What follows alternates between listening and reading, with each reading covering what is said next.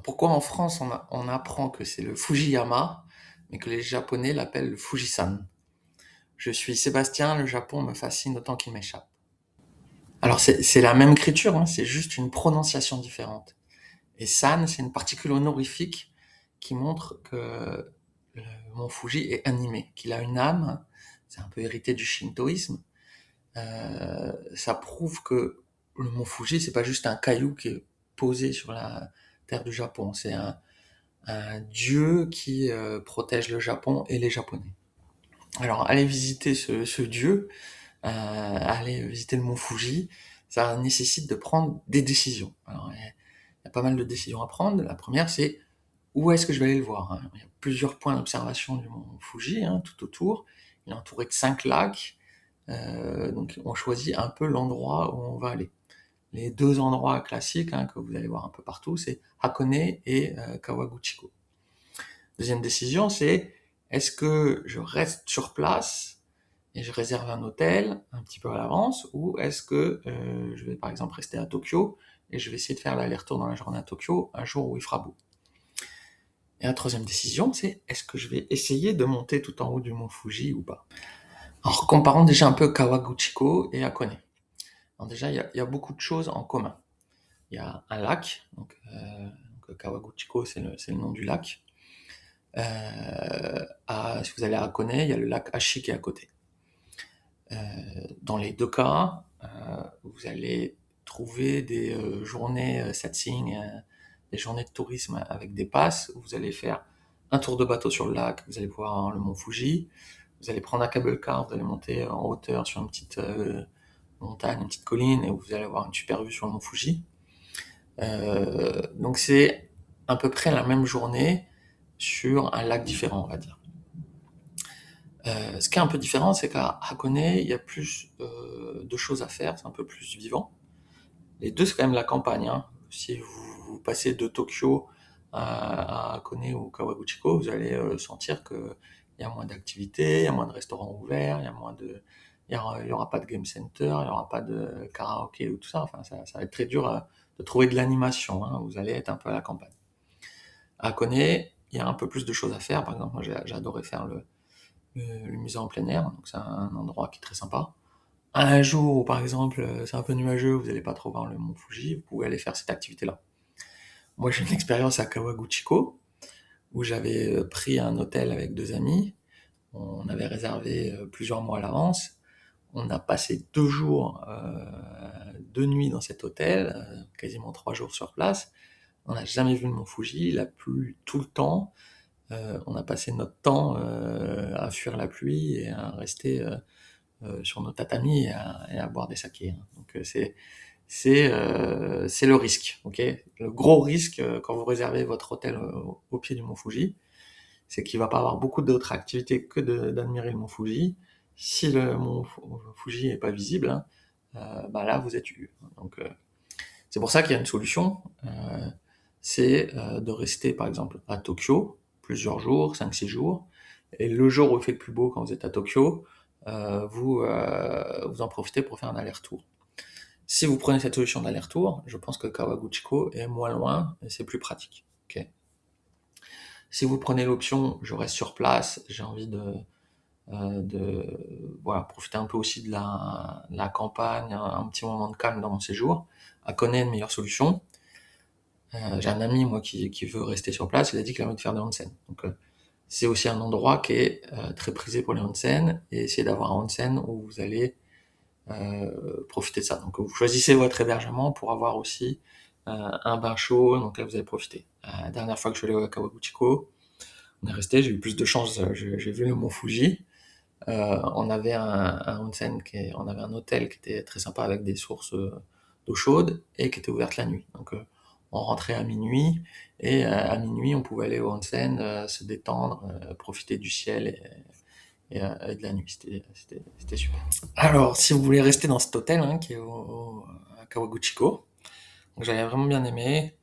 C'est pas hyper luxe, donc c'était dans des prix convenables, mais j'avais vraiment adoré ce petit onsen. Et ce qui était amusant, il faisait à la tradition japonaise. C'est la journée, l'extérieur est pour les femmes, et le bain d'intérieur est pour les hommes, et la nuit, c'est l'inverse. Je crois qu'ils échangent à 2-3 heures enfin, ils échangent à 23 heures ou à minuit. Et pendant une demi-heure, on peut pas accéder, mais c'est assez long. Donc, il s'appelle le Tabiste Fujihin Hoashi Fujikawa Guchiko. Je vais le noter. Et je regarde, là, j'y suis allé en 2016. Ouais, c'était mon hôtel le plus cher, quoi. Faut aussi vous dire que ça a coûté plus cher de rester au Mont Fuji. Alors ensuite, à Kone, j'ai une autre adresse que j'aime beaucoup à Kone. Donc là, c'est un Kasaus. Kasaus, il y en a partout. Le Kasaus à Kone, il est super. Franchement, j'y ai passé un super moment. On a une super vue sur la nature, sur la montagne. Les bains, ils ont été super. L'ambiance, bah, voilà, c'est une guest house, donc l'ambiance est géniale.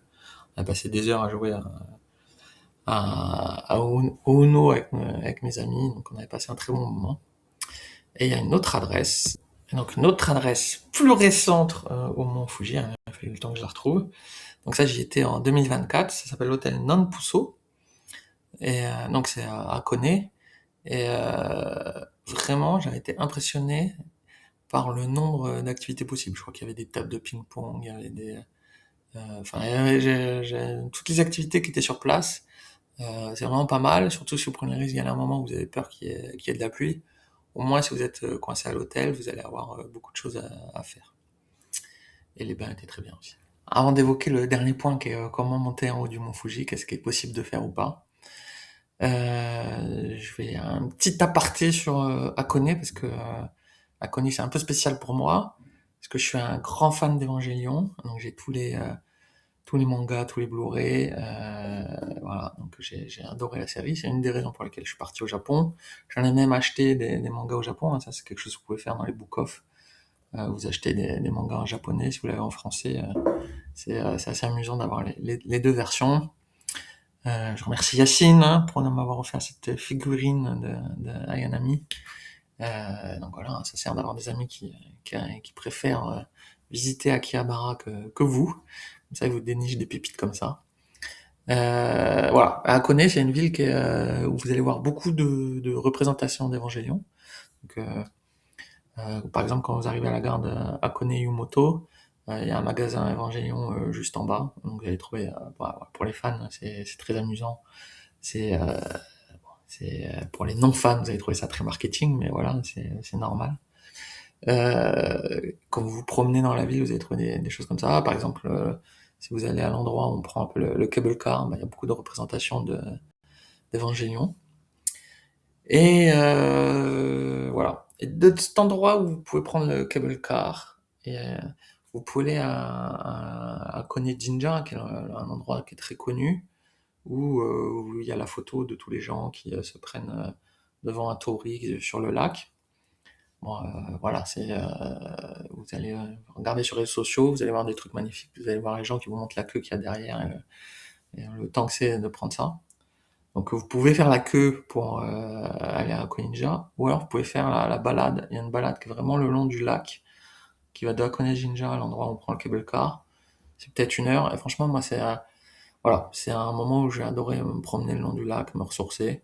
C'est une très belle balade, on est dans la nature, voilà, c'est dans une journée qui est quand même assez, où on voit beaucoup de monde, ce petit moment de respiration et proche de la nature est très agréable. Alors, la question fatidique, comment on fait pour monter en haut du mont Fuji? Alors, déjà, le mont Fuji, il n'est pas tout le temps ouvert à la randonnée, hein, il est ouvert à la randonnée que l'été, donc à peu près de juin à septembre. Euh, Moi, j'ai eu la chance de faire cette randonnée partiellement en 2003, donc quand j'habitais là-bas avec des amis français, on s'était motivés pour monter en haut du mont Fuji. Eux sont montés tout en haut du mont Fuji. Moi, je me suis arrêté à 3000 mètres d'altitude. Je me suis arrêté dans un refuge. J'ai dormi par terre sur un tatami. Ça m'a coûté 3000 yens, qui est relativement cher pour dormir par terre, hein, mais voilà, j'étais épuisé, j'étais content de dormir. Donc nous, on avait démarré à 20 h la montée. Donc pour monter du mont Fuji, on part de Kawaguchiko. Donc si vous voulez monter du mont Fuji, il faudra choisir Kawaguchiko. Et quand on est à la gare de Kawaguchiko, il faut prendre un bus qui nous emmène à la station de départ de la randonnée. Je crois que c'est la 5e ou la 8e, si vous êtes, je crois. Si vous êtes motivé, vous pourrez partir encore plus bas, mais en général, c'est la station la plus haute d'où on peut partir. Elle a 2300 mètres de haut. Le mont Fuji a 3007. Donc il y a quand même 1400 mètres de dénivelé. Moi, j'avais marché 7 heures, j'étais à 3000 mètres de dénivelé. Donc j'avais pas marché très vite. C'est une randonnée qui est très spéciale, hein, parce que vous êtes quand même sur un volcan. Donc au point de départ, c'est plat, c'est large, c'est doux. Et si vous voyez le mont Fuji, bah, vous allez voir, vous allez faire beaucoup de lacets, vous allez monter doucement. Et plus vous arrivez en haut, plus la pente devient abrupte, rocailleuse. Voilà. À la fin, c'est même embouteillé, hein. Donc, il y a tellement de monde qui veut monter en haut du mont Fuji que quand en général vous finissez en haut, et vous n'êtes pas tout seul, vous attendez que les autres devant vous montent et vous montez petit à petit avec eux. Les Japonais sont très équipés quand ils font cette randonnée-là. Nous, on l'était moins, hein. On était peut-être un peu plus insouciants. Et vous allez voir beaucoup de Japonais qui vont avoir des bouteilles d'oxygène au cas où ils se sentent pas très bien. Et vous allez quand même croiser beaucoup de Japonais qui vont vous dire Gambate kudasai. Donc voilà, c'est les gens qui montent le mont Fuji s'encouragent les uns les autres, et ça fait partie de la culture, c'est assez sympa. C'est un effort collectif. Voilà.